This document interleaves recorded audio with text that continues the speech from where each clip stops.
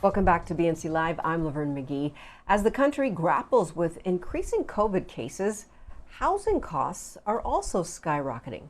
Home prices, they're up 17% in just the last year.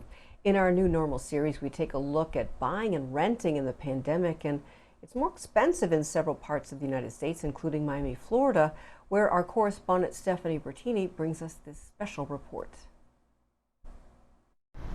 Buying and renting here in the city of Miami much more expensive now than it was in those pre-pandemic days. Frustrating for many and part of a larger picture. The pandemic impacting so much, including real estate and renting in cities across the nation. The search is on. Genevieve Pardo is looking for a place to rent in Miami, but she can't find anything she can afford. It's been exhausting and frustrating. So you saw the last one that I sent you? Her budget between $1,500 and $1,750. Her goal of one-bedroom apartment.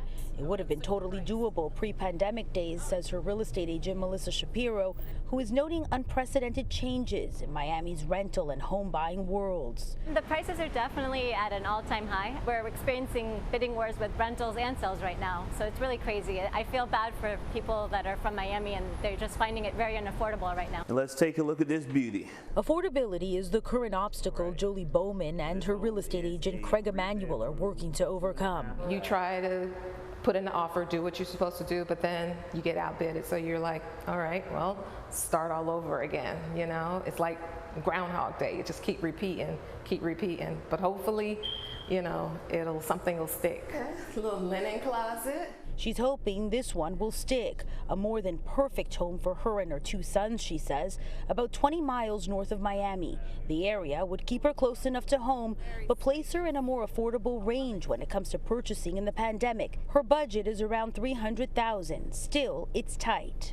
Cash is king in a lot of situations. In a lot of situations, you have individuals that are very much enriched with cash, and they're able to come and make cash offers. Cash offers can close generally pretty quickly.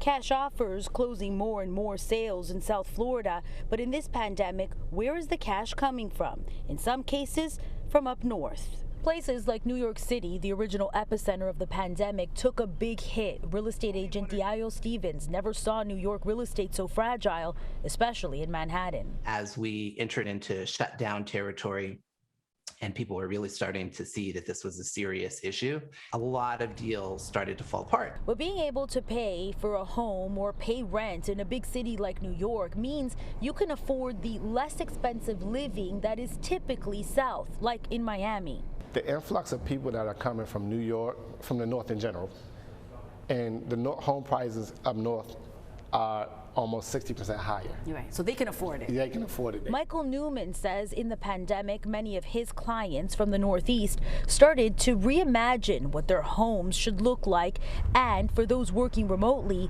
location stopped mattering so much, and sunshine started to become more attractive, even for him personally.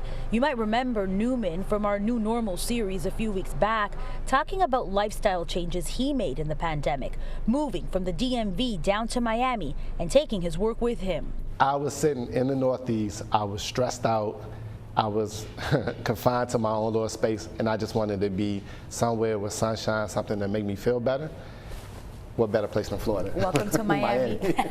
The National Association of Realtors tracks the trends, and it's clear the pandemic has brought on several changes across America, including an unprecedented demand on inventory, low interest rates, relocations from north to south, and from cities to suburbs. The pandemic has certainly produced a lot of anxiety, but also at the same time, quite a positive surprise for real estate.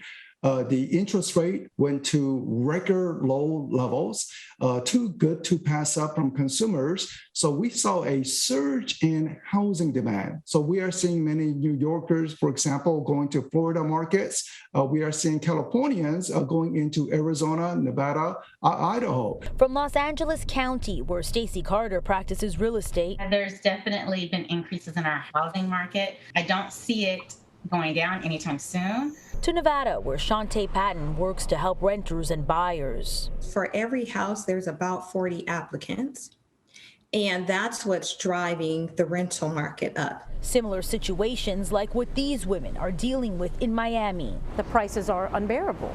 they're unbearable. And the other thing that is happening is, right off the bat, without even checking your credit, your employment, without checking anything, they're asking for 4 months ahead. I actually started to look to rent, but then when I saw the prices of the rentals versus the price of a mortgage, economically it was better to just go purchase a house than to rent. They share budget issues and frustrations, like so many other Americans who are trying to get ahead or maintain in the housing world in this new normal.